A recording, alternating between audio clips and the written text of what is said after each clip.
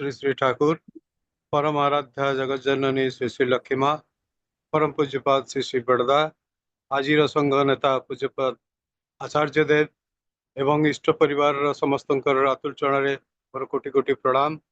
आजिर प्रातः सत्संगर पुरोधा को मोर आंतरिक राव जयगुरु एवं अन्यान्य कर्मी मंडली तथा गुरु भाई भक्तिमती मातृमंडली सुधी सज्जन मंडली समस्त को मोर प्राणर भल पाइबा और राव जयगुरु। आज जो सत्संग अधिवेशन रे जो विषयटी चयन करिछि सेटा अति गुरुत्वपूर्ण।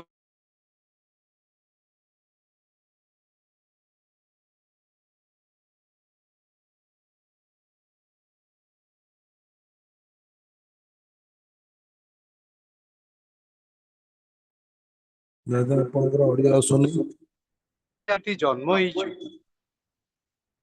सेतिक हला प्रारब्ध कर्म। प्रारब्धटा आमर जन्म जन्मांतरर कर्म को बहन करुछि। से जहा हो आम जीन रे जहा अछि आमे जहा संपद नहीं कि आसु ताकू प्रस्फुटित करिया पे जेमति कि गछटे मंजी लगेले फूल गछ आस्ते आस्ते कड़ धरे एवं से कड़े फूल हुए, फल गछ होइतिले फल धरे इत्यादि इत्यादि। गछर परिप्रकाश जेमति हुए फल रे फूल रे मनीषर परिप्रकाश हुए से भली गुण रे। ठाकुरंकर ड्यूटी हैला, गुरुंकर ड्यूटी हैला गुणर सविस्तार करिबा, गुणर प्रकाश करिबा एवं दोष रहिबा सत्वे भी गुणर परिप्रकाश करा जाई पारिबो। मनीष मात्रे ही सुना गहना जेमती गढ़ा जाए, मनीष मात्रे ही किछि किछि खाद नहीं कि आछि, से किछि शैतानी नहीं कि आछि, किछि दैवी गुण नहीं कि आछि। शैतान ता काम करिवो, शैतान ता आम मन को भुलेई दबो एवं देवता आम मन को आकर्षण करि नेबे। शैतान रो आकर्षण काम क्रोध लोभ मोह मद माश्चर्य इत्यादि जहाँ रहिला मझिरे आमे जो जो संपद नहीं कि आसु से संपद को नष्ट भ्रष्ट करिया पे दैवी संपद गोटे अच्छी आसुरिक संपद, गोटे अच्छी मानवीय लीला, गोटे अच्छी सत्वगुण, गोटे अच्छी रजगुण, गोटे अच्छी तम गुण। ये तीनटा गुण रे आमे आत्मजात हो अति गुड़े गपिबा, अति उत्साह उद्दीपना नहीं गुड़ाए लक्ष्य सांसारिक कामना वासना पूरण करवा, लोक संग्रह करवा, केमिति मते प्रशंसा करिवे लोक, बाहा नवा, भल कथा कहली, भल काम कली, मो पछरे लोक गुड़ाए अछंती, बहुत लोक संग्रह मु करिछि, बंधु मोर बहुत अछंती, मु बंधु मानकु भल पाए, बंधु माने भी मते भल पांती। मो पुओ अमेरिका रे अच्छी, किए जर्मन रे अच्छी इत्यादि इत्यादि नहीं कि गर्व, मो झील एमतिया, मो जोई एमतिया, यहाँ है लोकेषणा कह जाए वित्तेषणा। मु कष्ट करी एते संपत्ति अर्जन करिछि, मो पाखरे एते एते लोक काम करुचंती, कर्मचारी अछंती, मोर धन संपत्ति 5-7 पीढ़ी पर्यंत अभिन्न रहिबो, अक्षुण्ण रहिबो। योगक्षेमं वहाम्यहं, मु जहा अर्जन करिछि ताहा जेमती किंचित मात्र ह्रास न हुए से दिगरे मु चेष्टित हबी। गोटाए परे गोटाए बिल्डिंग करी चलीबी, गोटाए परे गोटाए जमी किणी चलीबी इत्यादि इत्यादि इत्यादि। गाड़ी परे गाड़ी नुआ नुआ गाड़ी किणीबी इत्यादि राजसिक भितर जाउछि। किंतु जो माने सात्विक लोक से माने स्वार्थपर नुहंती, से माने निज कथा चिंता करिबा पूर्वरु अन्यर कथा चिंता करंती। निजे खाइबा पूर्वरु अन्य किए अभुक्त रहिला कि नहीं परिवेश को से देखुता। परिवेश नहीं परिवार भितर अन्यर स्वार्थ, अन्यर सुख सुविधा पाई से माने निज जीवन को नियंत्रित करती। निजर तो इच्छा हम खाईदेवा, निजर तो इच्छा हम भोग करने, निजर तो इच्छा हम गाड़ी चढ़ी बुलवाई। समस्त जीवनर समस्त सुख ए कलिजुगे मनीष को मिल जाए। समस्त सुख मिलवा सत्वे मनीष भितर जो अशांति रही, जो ज्वलन रही, जो हताशा भाव रही, जो शून्य स्थान रही, से शून्य स्थान पूरण करने आमे गोटे लोक आउ गोटे आम बाहर आउ किए गोटे अच्छी ଆମ ବାହାରେ ଆଉ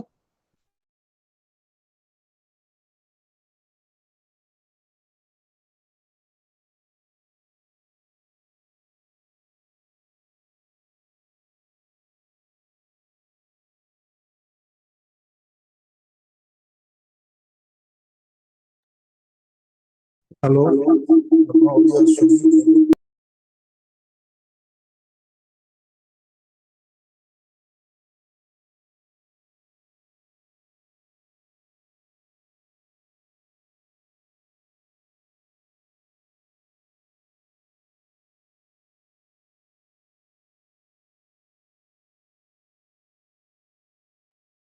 हेलो।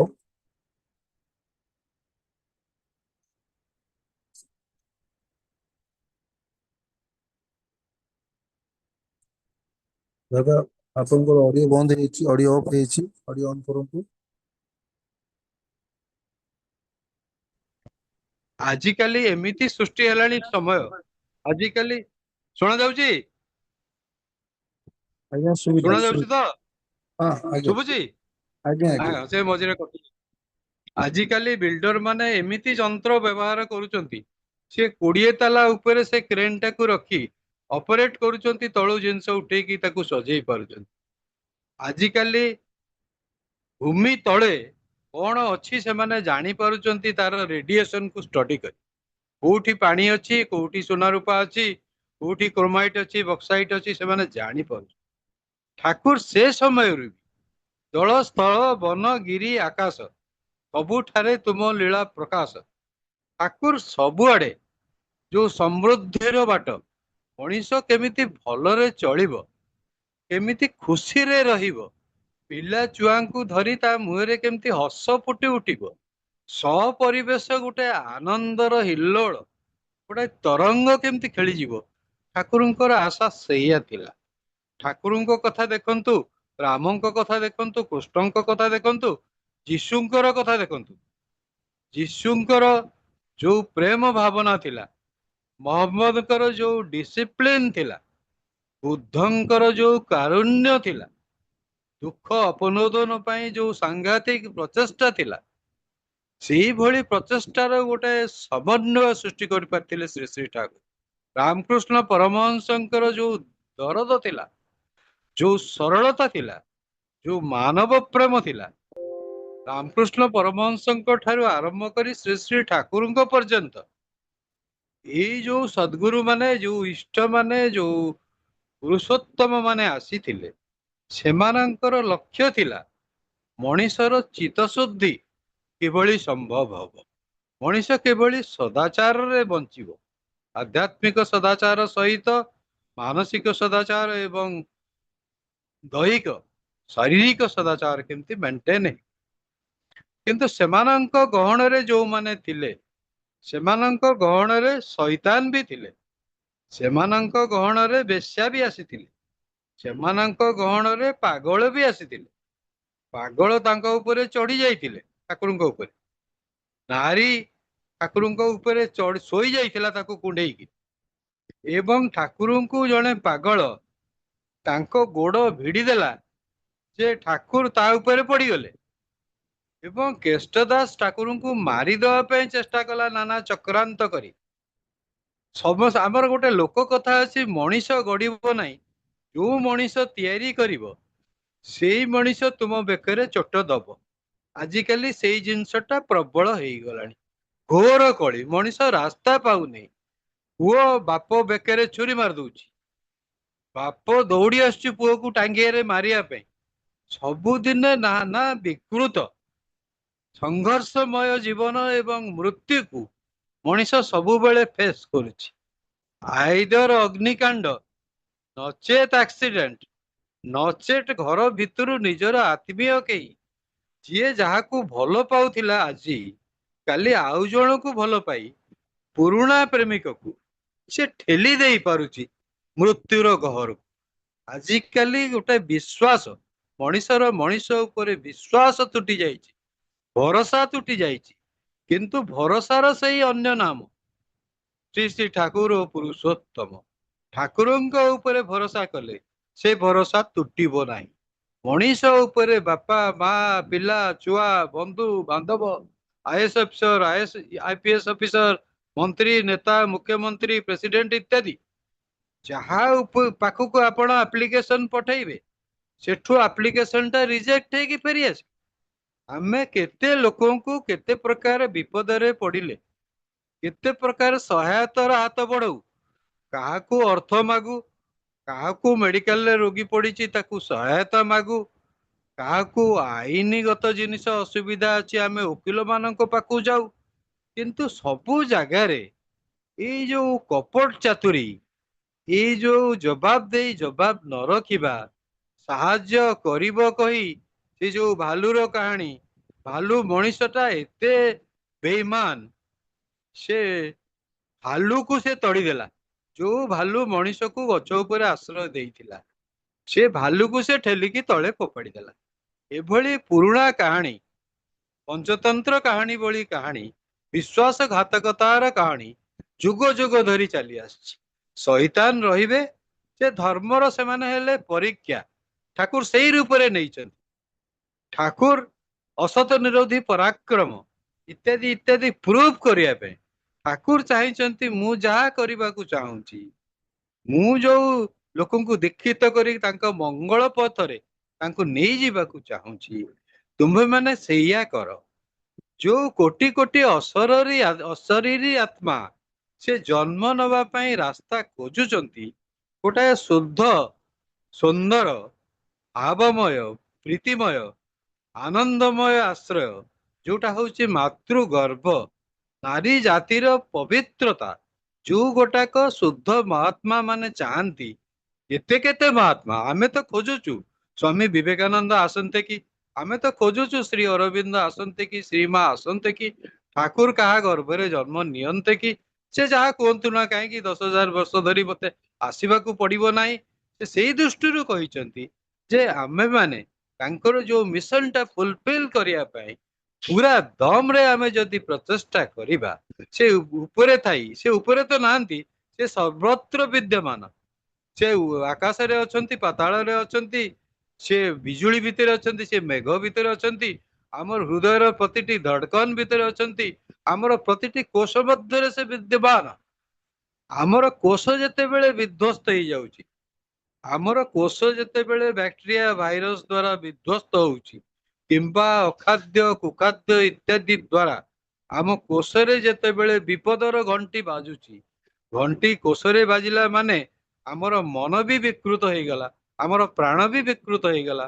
ଆମ ଭାବନାର ଯୋଉ ଶକ୍ତି, ଆମ ଭାବନାର ଯୋଉ ଶୁଦ୍ଧତା, ଆମର ପରୋପକାର କରିବାର ଯୋଉ ଡିଟରମିନେସନ, ସେ ଡିଟରମିନେସନ ଟା ବି ଧୂଳିସାତ ହେଇଯାଏ। ତେଣୁ ଠାକୁର ସେଇଠି ଚିତ୍ରଗୁପ୍ତ ଭଳି ବସିଛନ୍ତି। ସେ ଗୁପ୍ତରେ ଦେଖୁଛନ୍ତି ଆମେ କଣ ଭାବୁଛୁ, ଆମେ କଣ କରୁଛୁ, ଆମ ଧ୍ୟାନ ସମୟରେ ଆମକୁ କିଏ ଡିଷ୍ଟର୍ବ କରୁଛି, ଆମର ପରୋପକାର ଇଚ୍ଛାକୁ ଆମ ପରିବାର ଭିତରୁ କିଏ ମନା କରୁଛି, ଆମର ବନ୍ଧୁ ମାନଙ୍କ ଭିତରୁ କିଏ ଆମକୁ କହୁଛି ନା ଅପାତ୍ରରେ ଦାନ କର ନା, ନା ତାକୁ ଉପଦେଶ ଦିଅ ନା, ସେ ଗୋଟେ ଭଣ୍ଡ ଲୋକଟା, ତାକୁ ଆଇନଗତ ସାହାଯ୍ୟ ଦିଅ ନା, ସେ ଯୋଉ କୃତକର୍ମ କରିଥିଲା ସେଇଥିପାଇଁ କି ସେ ହସ୍ପିଟାଲରେ ପଡିଛି, ପାରାଲିସିସ୍ ହେଇଛି, ତାର କ୍ୟାନ୍ସର ହେଇଛି, ସେ ତାର ଭଗବାନଙ୍କ ରାସ୍ତାରେ, ସେ ତାର ଉପରକୁ, ସେ ତାର ନର୍କଗତି ତାର ହେଇଯାଉ, ତାକୁ ଆମେ ବଞ୍ଚେଇକିରି ଲାଭ କଣ? ସେ କ୍ୟାନ୍ସରରେ ଯାଉ କି ରୋଗରେ ଯାଉ, କୃତକର୍ମର ଫଳ ପାଉ, ଇତ୍ୟାଦି ଇତ୍ୟାଦି। ଏଇ ଯୋଉ ନିକୃଷ୍ଟ ଚିନ୍ତାଧାରା, ଯେଉଁମାନେ ବିପଦରେ ପଡିଛନ୍ତି ତାଙ୍କୁ ଉଦ୍ଧାର କରିବାଟା ଠାକୁରଙ୍କର ଗୋଟେ ଜବ କାର୍ଡ ଥିଲା, ଗୋଟେ ଡ୍ୟୁଟି ଚାର୍ଟ ଯେମିତି ଥାଏ, ସିକ୍ୟୁରିଟିର ଯେମିତି ଡ୍ୟୁଟି ଚାର୍ଟ ଥାଏ, ସେ ସମସ୍ତଙ୍କୁ ଯୋଉ ଅନୱାଣ୍ଟେଡ ଲୋକଙ୍କୁ ଜଗିଥାଏ ସେ ହଟେଇ ଦିଏ, ଆଲାଓ କରେ ନାହିଁ। ଯଦି head of the office permission ଦବ, ଯଦି ଗେଟ ପାସ୍ ଥିବ, ସିଏ ତାକୁ ହିଁ ଛାଡିବ। ସେଇଭଳି ଠାକୁର ଆମମାନଙ୍କୁ ନିୟନ୍ତ୍ରଣ ଭିତରକୁ ଆଣିବାକୁ ଚାହିଁଛନ୍ତି। ଆମମାନଙ୍କ ଭିତରେ ପରସ୍ପର ଭିତରେ ସାଂଗଠନିକ ଦକ୍ଷତା ବୃଦ୍ଧି କରିବାକୁ ଚାହିଁଛନ୍ତି। ଆମର ସାଂସାରିକ ସମୃଦ୍ଧି ବି ବଢେଇବାକୁ ଚାହିଁଛନ୍ତି। ଆମ ଜୀବନର ଦିଟା ଦିଗ ଅଛି, ଗୋଟେ ହଉଛି ଏଥିକାଲ ଦିଗ, ଗୋଟାଏ ଦିଗ ହେଲା ଆଧ୍ୟାତ୍ମିକ ଦିଗ, ଗୋଟାଏ ହେଲା ବସ୍ତୁତାନ୍ତ୍ରିକ ଯୁଗ, ଗୋଟେ ହେଲା ବୈଷୟିକ ଦିଗ, ବ୍ୟାବହାରିକ ଦିଗ। କୋଠା ବାଡି ଘର ଦ୍ୱାର ରୋଷେଇ ବାସ, କଣ କଣ ଭଲ ଜିନିଷ ଖାଇକି ଆମେ ଭୋଗ ଦବା, କେଉଁ କେଉଁ ଫୁଲରେ ଆମେ ଠାକୁରଙ୍କୁ ପୂଜା କରିବା, केमिति घर परिष्कार रखिबा, केमिति भल गाड़ी चढ़िबा, केमिति ऑफिस रे समस्ते भल व्यवहार करिवे, केमिति व्यवसायी लोकंकर ठीक सेवा दबो, केमिति कृषक भल फसल फळेब, इत्यादि इत्यादि ठाकुरंकर गाइडलाइन थिला। हमर एटा वस्तुगत जीवन, एटा शरीर केंद्रिक जीवन।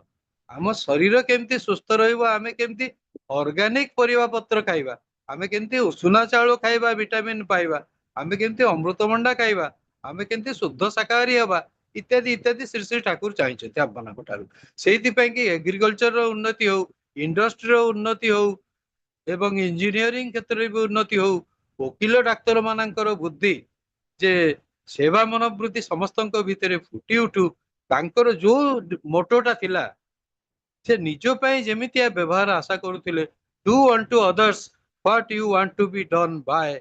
ଆଉ ଗୋଟେ ଜିନିଷ, ତୁମର ଆବଶ୍ୟକତା ମୋର ଆବଶ୍ୟକତାଠୁ ଅଧିକା, ମୁଁ ପଛେ ପୋଷାକ ପିନ୍ଧିବି ନାହିଁ, ତୁମେ ପୋଷାକ ପିନ୍ଧ, ମୁଁ ପଛେ ଖାଇବି ନାହିଁ, ତୁମେ କ୍ଷୁଧିତ ଅଛ, ତୁମେ ଖାଅ, ମୋର କିଛି ଔଷଧ ଦରକାର ନାହିଁ, ତୁମେ ଔଷଧ ନିଅ, ତୁମେ ଔଷଧ ଖାଇକି ସୁସ୍ଥ ହେଇ ଉଠ, ତୁମର ମନ ଦୁର୍ବଳ ହେଇଯାଇଛି, ତୁମେ ଯୋଉ ନିଟ୍ କ୍ୱେଶ୍ଚିନ୍ ଲିକ୍ ହେଲା, 20 ଜଣ ଆତ୍ମହତ୍ୟା କରିଛନ୍ତି, ତୁମର ମନ ଦୁର୍ବଳ ହେଇଯାଇଛି, ତୁମେ ଭାଙ୍ଗି ପଡିଛ, ସାମାଜିକ କଟୁତା, ତିକ୍ତତା, ସାମାଜିକ ଯୋଉ ଆକ୍ରମଣ ହଉ, ମଣିଷ ଉପରେ ଯୋଉ ଆଘାତ ହୁଏ, ମଣିଷକୁ ଯୋଉ ସ୍ୱାଧୀନତା ମିଳେନି, ସ୍ୱଚ୍ଛ ଚିନ୍ତାଧାରା କରିକିରି ଭଲ ଭାବରେ ବଞ୍ଚିବା ପାଇଁ ଏ ସମାଜ ଆମକୁ ଭଲ ଭାବରେ ବଞ୍ଚିବାକୁ ଦିଏ ନା। ଏ ସମାଜ ଯିଏ ଭଲରେ ରହିଲା ତାକୁ ଈର୍ଷା କରେ, କାମ କ୍ରୋଧ ଲୋଭ ମୋହ ମଦ ମାଶ୍ଚର୍ଯ୍ୟ ଇତ୍ୟାଦିରେ ଆମେ ପ୍ରପୀଡ଼ିତ। ତାର ମୂଳ ସୂତ୍ରଟା ହେଲା ଏ ଅହମିକା ରୂପକ ରାବଣ, ଅହମିକା ରୂପକ କଂସ ଆମକୁ ଗ୍ରାସ କରିଛି। ଆମର ଛୋଟିଆ ଲୋକଟେ, ଛୋଟିଆ ପିଲାଟେ ଭାଇ ଏମିତି ଅହମିକା ଅଛି, ସେ ଆପଣଙ୍କୁ ପିଟି ଦବ, ସେ ଆପଣଙ୍କୁ ମାରିଦବ। ତାର ଯେତେବେଳେ ସ୍ୱାର୍ଥ ଭଗ୍ନ ହବ, ତା କଣ୍ଢେଇଟା ଯେତେବେଳେ ଆପଣ ଛଡେଇ ଆଣିବେ, ତାଠୁ ଚକୋଲେଟ ଟା ଯେତେବେଳେ ନେଇ ଆସିବେ, ସେ ଆପଣଙ୍କୁ ହୁଏତ କାମୁଡି ଦେଇପାରେ, ହୁଏତ ଆପଣଙ୍କୁ ଗୋଇଠା ମାରିପାରେ, ହୁଏତ ଆପଣଙ୍କୁ ଗାଳି ଦେଇପାରେ। ତେଣୁ ମନମୁଖୀ, ଆମେ ମନର ଗାଇଡାନ୍ସ, ମନର ଯୋଉ ପ୍ରରୋଚନା, ମନର ଯୋଉ ଶୈତାନୀ ବୁଦ୍ଧି, ଆମର ଶରୀର ଅଛି, ପଞ୍ଚ ପ୍ରାଣ ଅଛି, ଆମର ପବନ ଅଛି, ଆମର ପଞ୍ଚ ତନ୍ମାତ୍ର ଅଛି, ଇତ୍ୟାଦି ଇତ୍ୟାଦି ପ୍ରକୃତି ଅଛି। ଗୋଟାଏ ସୂକ୍ଷ୍ମ ପ୍ରକୃତି, ଗୋଟାଏ ଅଛି ସ୍ଥୂଳ ପ୍ରକୃତି। ଆମେ ଏତେ ବିଷୟାଗ୍ରସ୍ତ ହେଇ ପଡିଛୁ, ବସ୍ତୁତାନ୍ତ୍ରିକ ହେଇଯାଇଛୁ। ଆମେ ଯେ ମଲକୁ ଗଲା ବେଳେ ବ୍ୟାଗ ଭର୍ତ୍ତି କରିକିରି ଜିନିଷ ଆଣୁଛୁ, ଯୋଉଠି ଯାହା ଇଚ୍ଛା ହେଲା କିଣି ପକଉଛୁ। ଆମେ ଏତେ ପ୍ରଲୁବ୍ଧ ହେଇଯାଇଛୁ, ଆମର ଲୋଭ ଏତେ ବହୁଗୁଣିତ ହେଇଯାଇଛି।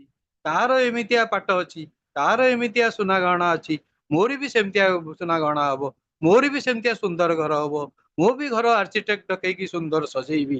ଏଇ ଯୋଉ କମ୍ପିଟିସନ ଟା ଅଛି, ସିଏ 99% ରଖିଲା, ମୁଁ 100% ରଖିବି, ମୁଁ ମୁଁ ଡାକ୍ତର ହେବି, ଇଞ୍ଜିନିୟର ହେବି, ମୁଁ ପିଜି କରିବି, ବଡ ଡାକ୍ତର ହେବି, ମୋର ପ୍ରମୋସନ ହବ, ଇତ୍ୟାଦି ଇତ୍ୟାଦି ଯୋଉ ବୈଷୟିକ ଲାଳସା। ଠାକୁର କହିଛନ୍ତି ତୁମେ ଠିକ ହେଇ ଚାଲ, ତୁମେ ନିଷ୍ଠାପର ହେଇ ଚାଲ, ତୁମକୁ ଉପଢୌକନ ଦବ, ଅର୍ଥ ତୁମ ପଛେ ପଛେ ଗୋଡେଇବ, ପ୍ରତିପତ୍ତି ପ୍ରଭାବ ସମ୍ମାନ ତମ ପଛେ ପଛେ ଗୋଡେଇବ, ତୁମର ପ୍ରମୋସନ ନିଶ୍ଚିତ ରୂପେ ହବ, ତୁମେ ଯଦି ଭଲ କାମ କରିବ, ଯଦି ଇଷ୍ଟମୁଖୀ ହୁଅ, ଯଦି ମନମୁଖୀ ନ ହୁଅ, ଯଦି ବୃତ୍ତି ପ୍ରବୃତ୍ତିରେ ତେଲ ମାଲିସ ନ କର, ତୁମେ ଆଧ୍ୟାତ୍ମିକତା ଆଡକୁ ଗୋଡେଇବ, ତୁମେ ଭଗବତ୍ତା ଆଡକୁ ଚାଲିଯିବ। ଭଗବତ୍ତା, ଭଗବାନ ହଉଛନ୍ତି ଷଡ ଐଶ୍ୱର୍ଯ୍ୟ ସମ୍ପନ୍ନ। ତାଙ୍କ ପାଖରେ କଣ ନାହିଁ? ତାଙ୍କ ପାଖରେ ଶ୍ରୀ ଐଶ୍ୱର୍ଯ୍ୟ ଯଶ ବୈରାଗ୍ୟ ବଳ ସବୁ କିଛି ତାଙ୍କ ପାଖରେ ଅଛି। ଆମେ ତାଙ୍କର ଯଦି ଅନୁଗତ ହବା, ଆମର ଦି ପ୍ରକାର ସଙ୍ଗ ଅଛି, ଗୋଟାଏ ଅଛି କୁସଙ୍ଗ ଅଛି, ଗୋଟାଏ ଅଛି ବଦପିଆ ସାଙ୍ଗ, ଗୋଟାଏ କ୍ଲବ ଯିବା ସାଙ୍ଗ, ଗୋଟାଏ ନାଚିବା ଗାଇବା ସଙ୍ଗ, ଗୋଟାଏ ଏଣ୍ଟରଟେନମେଣ୍ଟ ର ସଙ୍ଗ, ବିଭିନ୍ନ ପ୍ରକାର ସଙ୍ଗ ଅଛି। ଗଞ୍ଜେଇଖିଆ ସଙ୍ଗ, କୀର୍ତ୍ତନ କରିବା ସଙ୍ଗ, ଗିନି ବଜେଇବା ସଙ୍ଗ, ସତ୍ସଙ୍ଗ, ସାଧୁ ସଙ୍ଗ, ଇତ୍ୟାଦି ଇତ୍ୟାଦି।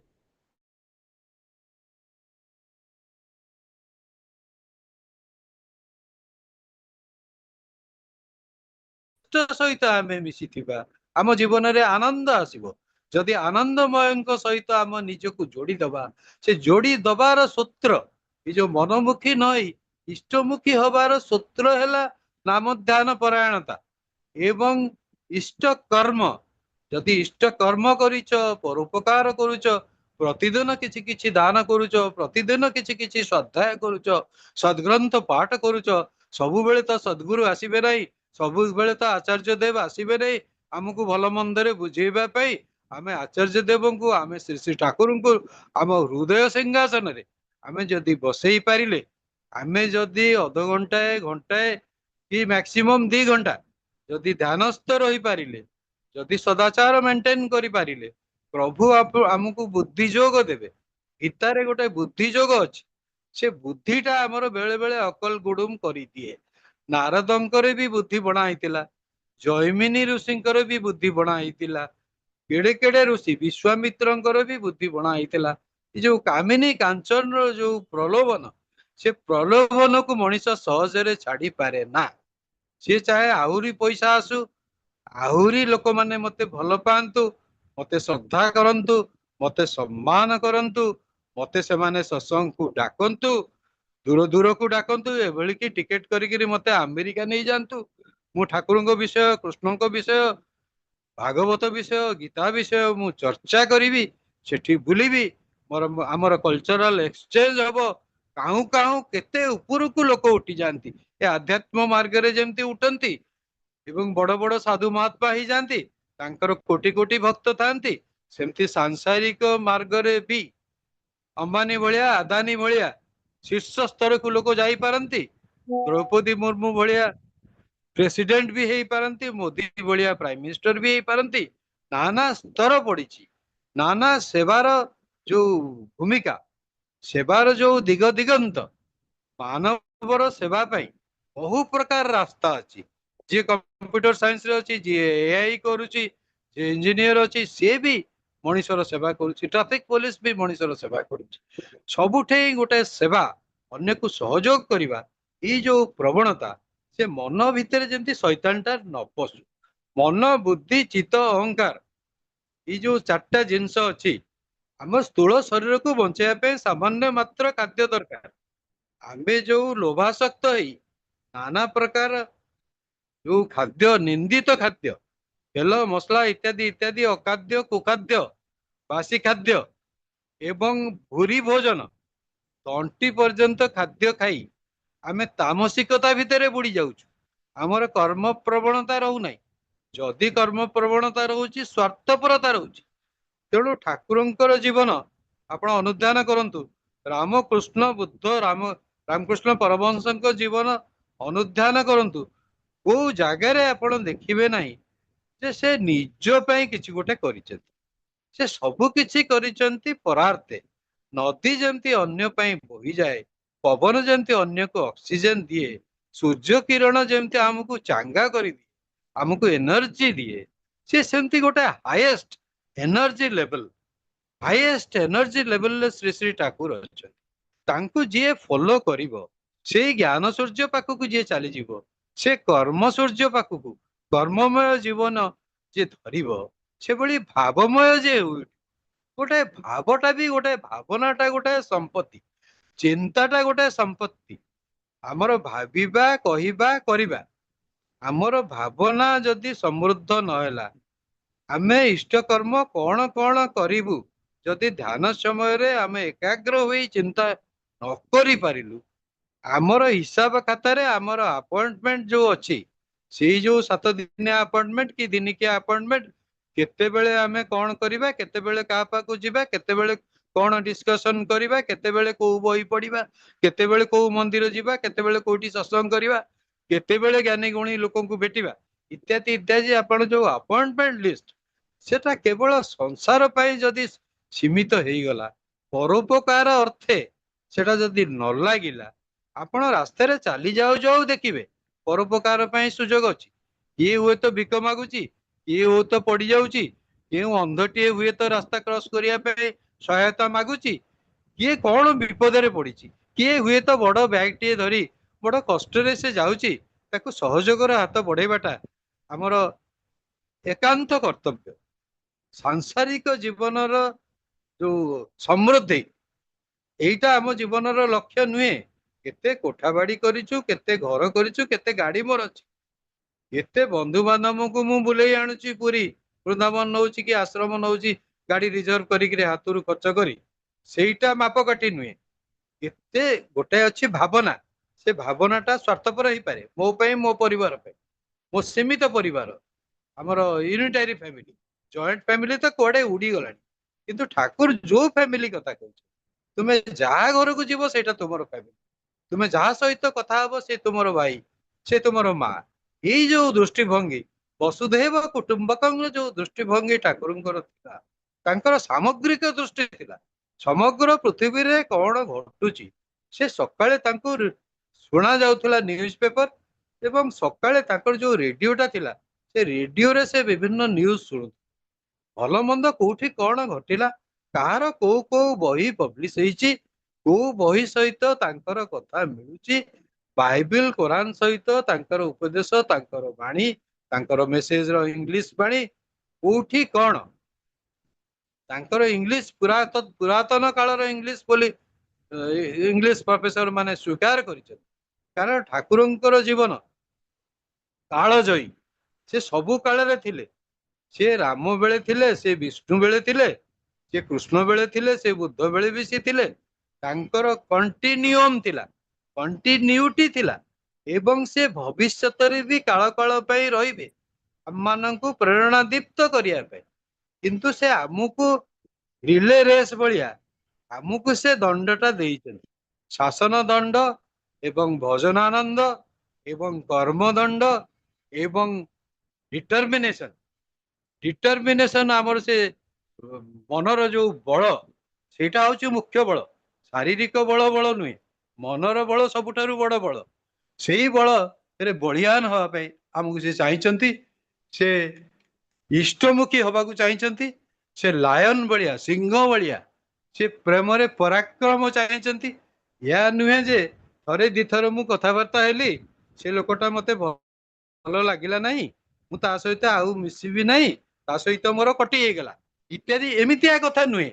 କୌଣସି ଲୋକ ତୁମର ଯୋଉ ଲିଷ୍ଟ, ଯୋଉ ଭଲର ଯୋଉ ଲିଷ୍ଟ, ତୁମର ଯୋଉ ଗୋଟେ ଲିଷ୍ଟ ଖାତା ଥାଏ, ଏମାନେ ମୋର ବନ୍ଧୁ, ଏମାନେ ଅତି ପରିଚିତ, ଅତି ନିକଟର, ଏଇ ଯୋଉ ଗୁଡ ବୁକ୍ କଥା ଯୋଉ କୁହାଯାଏ, ଠାକୁର ଚାହିଁଛନ୍ତି ସମସ୍ତେ ତୁମର ଗୁଡ ବୁକ୍ ରେ ରୁହନ୍ତୁ ଏବଂ ତୁମେ ଅନ୍ୟମାନଙ୍କର ଗୁଡ ବୁକ୍ ରେ ରୁହ।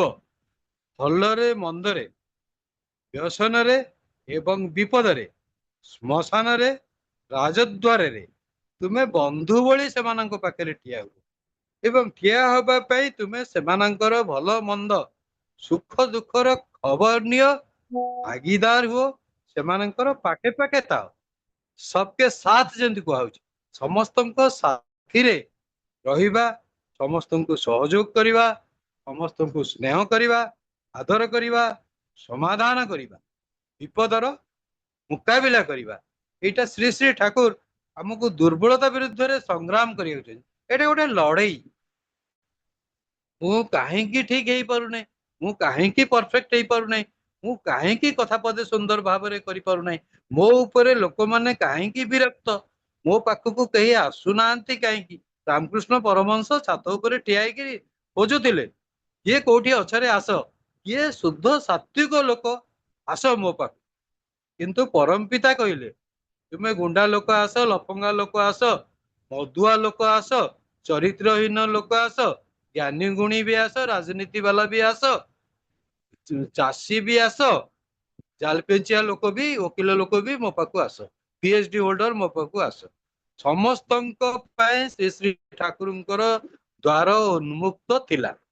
ସେ ଯାହା ହଉ, ଠାକୁରଙ୍କ ପାଇଁ ସମସ୍ତ ସମସ୍ୟାର ସମାଧାନର ରାସ୍ତା ଜଣା ଥିଲା ଏବଂ ଠାକୁର ଦୁଃଖରେ ବିହଳିତ ହଉଥିଲେ। ଗୋଟେ କୁକୁରର ଟ୍ରିଟମେଣ୍ଟ ପାଇଁ ଶ୍ରୀ ଶ୍ରୀ ଠାକୁର ଦେଖିଲେ, ସେ ଅନ୍ୟମାନଙ୍କୁ କହିଲେ, ଏଇଟା ହଉଛି ଠାକୁରଙ୍କର ସେବାର ଗୋଟେ ଟେକ୍ନିକ। ସେ ଅନ୍ୟମାନଙ୍କୁ କହିଲେ, ୟାକୁ କହିଲେ, ତାକୁ କହିଲେ, ତିନି ଚାରି ଜଣଙ୍କୁ କହିଲେ, ଦେଖ ସେ କୁକୁରଟା, ସେ କୁକୁରର କାନ୍ଦଣା, କୁକୁରର ସ୍ୱର, କୁକୁରର ଭଏସ, ଆମେ ଯେମିତି ଆମର ବନ୍ଧୁ ବାନ୍ଧବଙ୍କର ଭଏସରୁ ଆମେ ଜାଣିପାରୁ, ତତେ କାଶ ହେଇଛି କି, ତୋ ଦେହ ଭଲ ନାହିଁ କି, ତୁ ଏବେ ନିଦରୁ ଉଠିଲୁ କି, ନିଦୁଆ ନିଦୁଆ ଗୋଟେ କଣ୍ଠସ୍ୱର ଅଛି। ଏ ସ୍ୱରରୁ ଯେମିତି ଆମେ ମଣିଷର ହୃଦୟକୁ ଚିହ୍ନି ପାରୁ, ସେମିତି ଆଖିଟା ହଉଛି ସୋଲର, ଆତ୍ମାର ଦୁଆର। ଆପଣ ଗୋଟେ ଲୋକର ଆଖି କି ଦେଖିବେ, ଗୋଟେ ଚୋର ଚୁତିଆ ଲୋକ, ଭଣ୍ଡ ଲୋକ, ଗୋଟେ ସାଧୁ ଲୋକର ସେ ଆଖି କି ଚାହିଁ ପାରିବନି। ସେ ସବୁବେଳେ ଆଭଏଡ କରିକି ଚାଲିଯିବ, ତାକୁ ଅଡୁଆ ଅଡୁଆ ଲାଗିବ, ସେ ଭାଇବ୍ରେସନ ତାର ଆଣ୍ଟି ଭାଇବ୍ରେସନ। गोटे दुष्ट लोक आ गोटे साधु लोक ये दी भितर मिलन संभव हो पारिबनी से जहा हो किंतु ठाकुर सेटा काटि देछन तुमे समस्तଙ୍କର बंधु तुमे चोर को दुष्ट को जदि साधु न करिबा पर्यंत तुमर साधुत्वर सेटा कसटी पथर तुमे अन्य को मैग्नेटाइज न करिबा पर्यंत काठ को कोन मैग्नेटाइज करि परिबो जार संस्कार थिबो ताकू मैग्नेटाइज करिवो लुहा को करि परिबो मैग्नेट से ठाकुर सेटा ही मानना ठाकुर चाहिए संस्कार तुम्हें सृष्टि कर जार जन्म संस्कार थी जी प्रतिलोमज हो ताकू भी तार प्रतिकार पाई ठाकुर बारंबार बारंबार उपदेश देइचंती एवं से उपदेश को प्रतिलोमज संतान कि तांको फैमिली एटा को ग्रहण करने को चाहूना एवं ठाकुरंकर गुरु भाई गुरु माँ संस्था भितर भी प्रतिलोम विवाह भी चली से ठाकुर कहले से जो हत्या करा जाए किसी दोष ना किंतु एते ड्रास्टिक आमे तो ही पारुनु तेणु पुणी फेली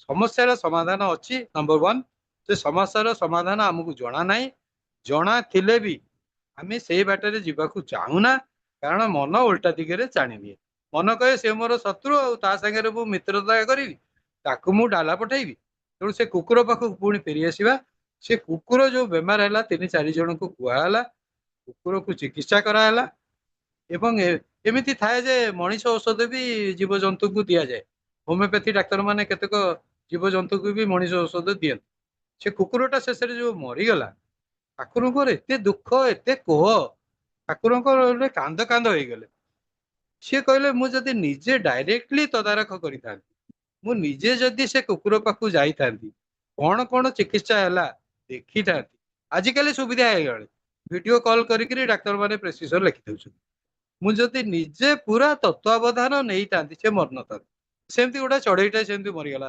छात उपरे इत्यादि इत्यादि विभिन्न घटना सेमती जमती गछ भांगी गले से डाल को प्लास्टर करते एते दया एते दरज से पोकटी मरिया को जाऊे तो पोक चाहिए नाम कले पोकटे सामान्य छार पोक ता प्रति भी ठाकुर जो दरद पिंपुड़ी टाइप री दरद सी कहते पिंपुड़ीर व्यथा कि तमें अनुभव कर प्रकृति सहित साम्य अवलंबन कर प्रकृति की सेवा कर प्रेमी हो जाओ शेष ठाकुर कहले जे जो सब समस्यार समाधान जानी सी इष्ट प्रतिष्ठान किंतु इष्ट प्रतिष्ठान इष्ट कर्म और इष्ट स्वार्थ प्रतिष्ठा ए दिगरे अनेक लोकंकर संदेह अच्छी किंतु प्रथम प्रतिष्ठा है हृदय प्रतिष्ठा हृदय इष्टमय हो इष्ट जेमती भावती जेमती चाहती जेमती कथा कहती जेमती खाद्य खाती जेमती श्रद्धा करती जेमती पारिवारिक जीवन जेमती प्रेममय जीवन सेमती जीवन जदि बितेवा समस्या गुड़ाक आमर पाख माड़ी पारिबन शेष ठाकुर को आम जो प्रेममय कहू आम जो दरदी कहू आमको दरदी हवा पड़ो आम जदि स्वार्थपर होगा आम कुकुर पदवाच्य हवा कुकुर जमती मांस दौड़ी जाए भुके जेमती कुकुर माकड़ जो लड़े हुए माकड़ हुए तो कौन खाऊची कुकुर से पशि आसला आजिकल मनीषर अवस्था सैया आपण मैंने देखिए टिकेट काउंटर जमती भिड़ बैंकर काउंटर जमती सरपास करी बाईपास करी बैंक खाताटा से हाथ गड़ेकी से दौची से जिनसटा जाई ना बस रे चढ़ला बेले ट्रेन रे चढ़ला बेले अन्य को ठेली पेलिकी जमती साधारण शिष्टाचार आम भारतीय माने भूली गलु क्या केमती कथा कह जाए मान्य गुरुजन मान सम्मान देखा इत्यादि इत्यादि पूरा लिभि गला आम से गुड़ाक आशा करवा ना आम माड़टा आशा कर आम छुरी माड़ आशा करवा आम गाड़ी आशा करवा जो मैंने वयस्क होती जो मैंने ज्ञानी होती जो मैंने गुणी अच्छा से सम्मान आशा करेंगे ना कारण आम संस्कार गढ़ीनु आम परिवार को गढ़ीनु परिवेश केमती गढ़ी उठो परिवेश मद पशिज परिवेश ड्रग्स पशिज परिवेश हताशा पशिज परिवेश आत्महत्या पशिज तेणु ठाकुर से कहले एमती कौन सी समस्या नहीं जिते बड़ शत्रु होना कहीं सी तुमर प्रेम तुमर विमल प्रेम निस्वार्थपर प्रेम तुमर स्वच्छ प्रेम आंतरिक प्रेम प्रेम श्रद्धा श्रद्धाटा तो आजिकल बिल्कुल नहीं ये जो देखाला सी कह मोर समय अच्छी मुझे हाय पर आसबि अरे भाई टिके बस 5 मिनिट दुख सुख हवा सेटा पूरा उड़ी गला सेटा ना सेटा कटसीर सिविक सेंस खातार नाही ବସିକିରି ଚା କପରେ ଚର୍ଚ୍ଚା କରିବା, ଯଦି ବା ଚାଏ ପେ ଚର୍ଚ୍ଚା ହଉଛି, ତାର ଗୋଟେ ରାଜନୈତିକ ଦୃଷ୍ଟିଭଙ୍ଗୀ ରହୁଛି। ସେ ନେତା ସେ ଲୋକ ସମର୍ଥନ ପାଇଁ ଏମିତି କରୁଛି। ସେ ଛାଡ଼ନ୍ତୁ। ଠାକୁର କହିଲେ ଏମିତି କୌଣସି ସମସ୍ୟା ନାହିଁ ଯାହା ପ୍ରେମର ପ୍ରକ୍ଷାଳନ। ଠାକୁର କହିଲେ ପ୍ରେମର ପ୍ରକ୍ଷାଳନରେ ତମେ ପୁରୁଷୋତ୍ତମକୁ ଚିହ୍ନିବ, ଜ୍ଞାନୀ ଗୁଣୀକି ଚିହ୍ନିବ। ତେଣୁ ଯୋଉ ଭଦ୍ର ଲୋକ, ଯୋଉ ଭଲ ଲୋକ, ଯୋଉ ପ୍ରେମୀ ଲୋକ କୁ ଆପଣ ଚିହ୍ନିବେ, ତାକୁ ପ୍ରେମ କରିବେ, ତାକୁ ଶ୍ରଦ୍ଧା କରିବେ, ତାର ସେବା କରିବେ ଇତ୍ୟାଦି ଅଛି। ଗୁରୁକୂଳରେ ଯୋଉ ଥିଲା ଗୁରୁଙ୍କର ସେବା, ଗୁରୁମା ବି ବେଳେ ବେଳେ ଉପଦେଶ ଦଉଥିଲେ, ସ୍ନେହ ପ୍ରେମ ଆନନ୍ଦ ଦଉଥିଲେ।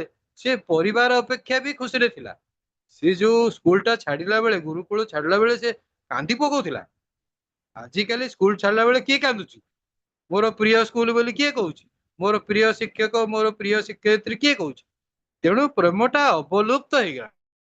ପ୍ରେମ ରାଜ୍ୟର ପ୍ରତିଷ୍ଠା ପାଇଁ ଯୀଶୁଖ୍ରୀଷ୍ଟ ଆସିଥିଲେ, ମହମ୍ମଦ ବି ଆସିଥିଲେ, ରାମକୃଷ୍ଣ ପରମହଂସ ବି ଆସିଥିଲେ। ବର୍ତ୍ତମାନ ପ୍ରେମ ରାଜ୍ୟର ଯୋଉ ଶୂନ୍ୟତା ଦେଖାଯାଇଛି, ତାର ପ୍ରତିଷ୍ଠା ପାଇଁ ଠାକୁର କହିଲେ ଦୀକ୍ଷା ହଉ, 3 କୋଟି ଦୀକ୍ଷା ମୋର ଦରକାର। ସେ ଯାହା ହଉ, ପ୍ରେମର ପ୍ରକ୍ଷାଳନ ନହେଲେ ଗୁଣଗ୍ରାହିତା ବଢିବ ନାହିଁ। ଦରଦୀ ହବା ପାଇଁ ହେଲେ ସ୍ୱାର୍ଥପରତାକୁ ତ୍ୟାଗ କରିବାକୁ ପଡିବ। ମୁଁ ଏ ଜିନିଷରେ ମୁଁ କେତେ ଫାଇଦା ଉଠେଇବି, ଅମୁକ ଲୋକଠୁ ଅମୁକ ଅଫିସ। ଆପଣ ଶୁଣିବେ ଯଦି କୌଣସି ଲୋକର ଗୋଟେ ଗୋଦାମ ଅଛି, ଆପଣଙ୍କ ବନ୍ଧୁର, ଆପଣ କହିବେ ମତେ ଧାର ଦେଇଥା, ମୁଁ ମାସେ ପରେ ସୁଝିବି କି ବର୍ଷେ ପରେ ସୁଝିବି। ସେ ବନ୍ଧୁ ତୁ ଆପଣ ଫାଇଦା ନେବେ। ଯଦି ଡାକ୍ତର ହେଇଥିବ ଆପଣ ମାଗଣା ଔଷଧ ପାଇଁ ପଚାରିବେ, ଇଞ୍ଜିନିୟର ହେଇଥିବ ଆପଣ ଆର୍କିଟେକ୍ଟ ଜିନିଷ ପଚାରିବେ। ଫିସ୍ ଦେଇପାରନ୍ତି ନ ଦେଇ ପାରନ୍ତି ଅଲଗା କଥା। ସେ ଯାହା ହଉ, ମଣିଷ ସବୁବେଳେ ଖୋଜି ବୁଲୁଛି କାହାଠୁ କଣ ସୁବିଧା ମିଳିବ। କାହାର ଯଦି ଗୋଟେ ବଡ ଗାଡି ଥାଏ, ତାକୁ ଆପଣ ମାନେ ରିକ୍ୱେଷ୍ଟ କରିବେ ଚାଲ ପୁରୀ ଯିବା, ବୁଲିବା, ଏ କରିବା ସେ କରିବା। ବଡ ହଲ୍ଟେ ଥାଏ, ଆପଣ ତାକୁ କହିବେ ଆମେ ଗୋଟେ ଛୋଟିଆ ବୈଠକି କରିବୁ, ଛୋଟିଆ ସତ୍ସଙ୍ଗ କରିବୁ, ଆପଣଙ୍କ ହଲ୍ଟା ଆମକୁ ଦିଅନ୍ତୁ, ଇତ୍ୟାଦି ଇତ୍ୟାଦି। ଫାଇଦା ପାଇଁ ଆଖିଟା ସବୁବେଳେ ଖୋଜି ବୁଲୁଛି। ଯେତେବେଳେ ପର୍ଯ୍ୟନ୍ତ ମଣିଷର ସ୍ୱାର୍ଥପରତା ଥିବ, ସିଏ ଅନ୍ୟର ଦୁଃଖ ବୁଝିପାରିବ ନାହିଁ କି ଦରଦୀ ବି ହେଇପାରିବ ନାହିଁ। ସେ ତ ମୁଁ ଭିତରେ ଅଛି, ସେ ତୁ କୁ କୋଉଠି ଯିବ? ଶିବଙ୍କର ଯୋଉ ଯୋଉ ସୀତାରା ତୁ କହେ, ଯୋଉ ଦୁମ ବାଜେ, ତୁମ ସେ କହେ, ତୁମେ ଠାକୁର, ତୁମେ ଠାକୁର, ତୁମେ ଠାକୁର, ମୋର କିଛି ନାହିଁ।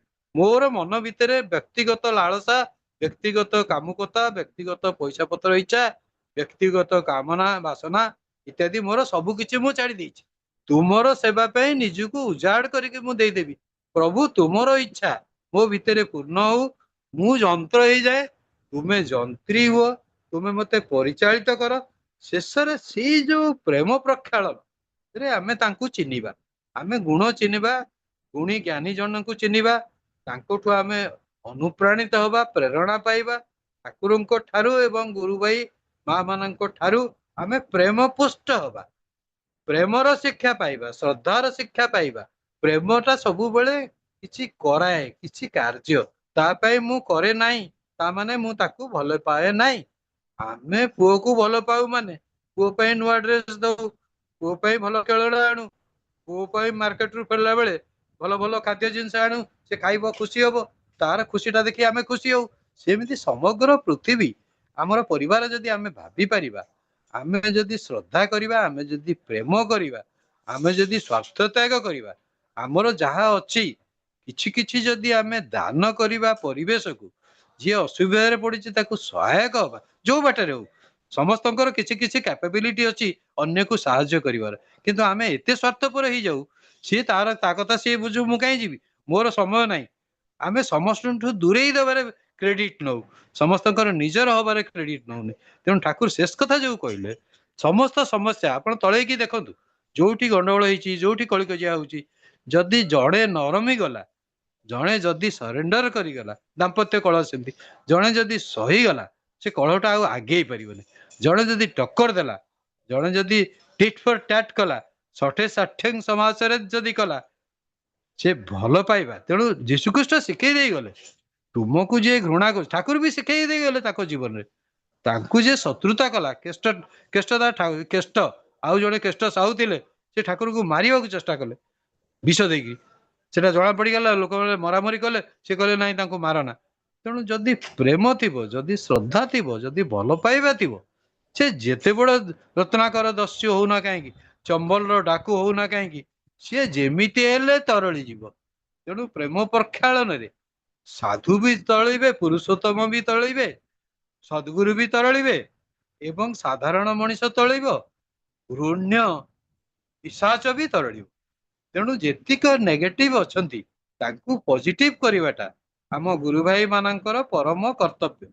ଏବଂ ପ୍ରେମର ପ୍ରକ୍ଷାଳନ, ପ୍ରେମ କରିବା, ଭଲ ପାଇବା, ତାଙ୍କ ପାଇଁ କିଛି କରିବା, ସେ ଯେତେବେଳେ ଅନୁଭବ କରିବ ତା ପାଇଁ ମୁଁ ବହୁତ କିଛି କରୁଛି, ସାମାନ୍ୟ କେତେରେ ହବ ନାହିଁ, ରୁଟି ଫୋପାଡ଼ି ଦେଲେ ହବ ନାହିଁ, କି ଟଙ୍କା ଫୋପାଡ଼ି ଦେଲେ ହବ ନାହିଁ, ତାର ଭଲ ମନ୍ଦ ସୁଖ ଦୁଃଖରେ ସହଭାବୀ ଭାବ ଭାବ ଲଗେଇବାକୁ ପଡିବ। ଭାବ ହଉଛି ପ୍ରୀତି, ଭାବନା ହଉଛି ସ୍ୱାର୍ଥପର ଚିନ୍ତା, ମୁଁ କଣ କରିବି।